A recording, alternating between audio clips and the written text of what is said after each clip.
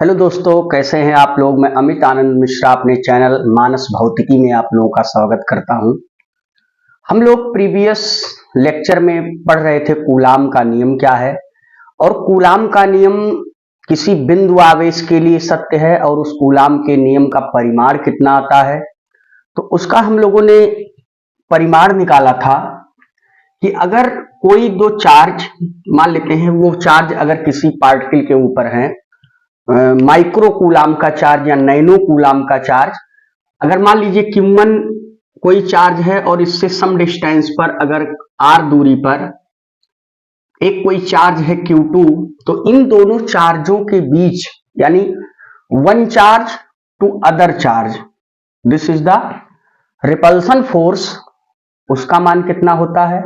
इस चार्ज के कारण इस पर लगने वाले बल का मान कितना होता है, लगेगा इसके कारण इस पर जो बल लगेगा उसकी दिशा कुछ इस दिशा में होगी, इसके कारण इस पर जो बल लगेगा उसकी दिशा कुछ इस दिशा में होगी। वो बल का मान कितना होता है उसको हमने निकाला था F is equal to Q1 Q2 by 4πε0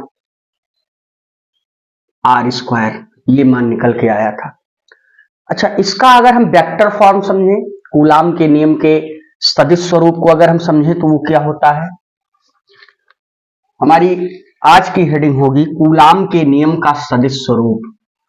coulomb के नियम, कूलाम के नियम का सदिश स्वरूप, सदिश स्वरूप vector for coulombs law in vector form, coulombs law in vector form. Coulomb के नियम के सदिश स्वरूप को हम किस प्रकार से समझ सकते हैं।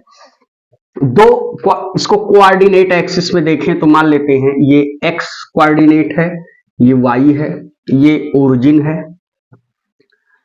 एक कोई आवेश है Q1 और वो आवेश कहां है इसको बताने के लिए हम इसके अगर पोजीशन वेक्टर को देखें तो यहां से मान लेते हैं ये चार्ज R1 पे है,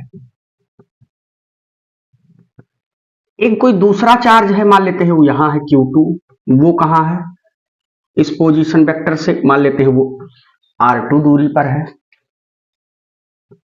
तो इसका भी अपना एक रिजल्टेंट वेक्टर बनेगा।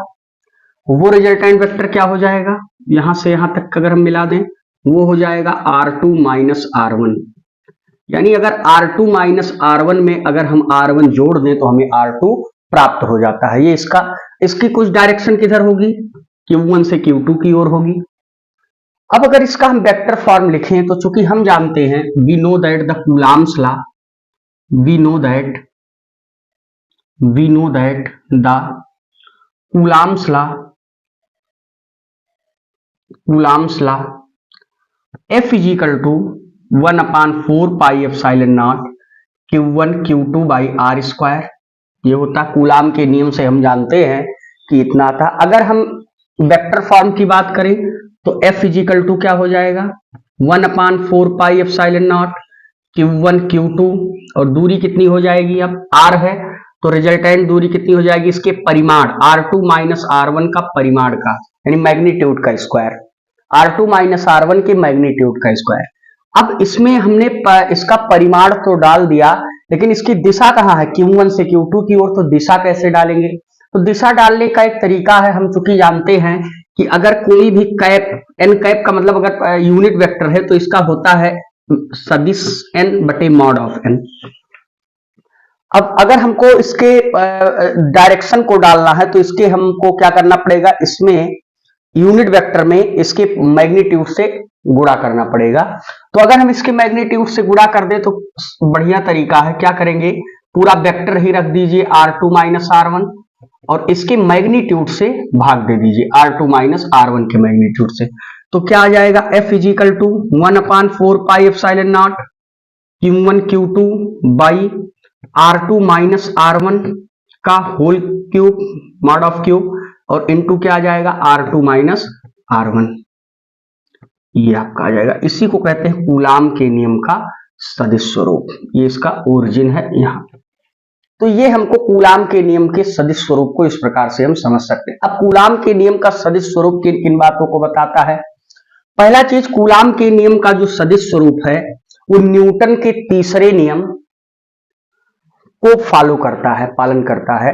और न्यूटन का तीसरा नियम आप जानते हैं लीनियर मोमेंटम के कंजर्वेशन से रिलेटेड है, यानी वो नियम लीनियर मोमेंटम के कंजर्वेशन से ही आता है। न्यूटन का तीसरा नियम क्रिया प्रतिक्रिया का नियम। अगर इस पर बल ऐसे लग रहा है F12, इस डायरेक्शन में लग रहा है F12, तो इस डायरेक्शन में जो बल लगेगा वो माइनस F21 हो जाएगा। इसको हम संरक्षी बल भी कहते हैं, कंजर्व्ड फोर्स भी कहते हैं, क्योंकि F12 plus F21 is equal to 0। पहला ये निकल के आया। अगर हम दूरी की बात करें तो R12 is equal to minus R21 की दूरी भी हो जाएगी, ऐसे डिस्टेंस। तो इस प्रकार से हम कूलाम के नियम के सदिश स्वरूप को समझ सकते हैं। कूलाम के नियम का सदिश स्वरूप का जो है परिमाण कितना है, और ये न्यूटन के तीसरे नियम का पालन करता है, और जो है ये संरक्षी बल भी इसे हम कहते हैं। तो कूलाम के नियम का सदिश स्वरूप आपके पेपर में पूछ लिया जाता है, तो मुझे लगता है आपको समझ में आया होगा। तो अब हम नेक्स्ट हेडिंग में आपसे मिलते हैं कि ये कूलाम का नियम कहां कहां वैलिड है, कहां कहां इनवैलिड है। धन्यवाद।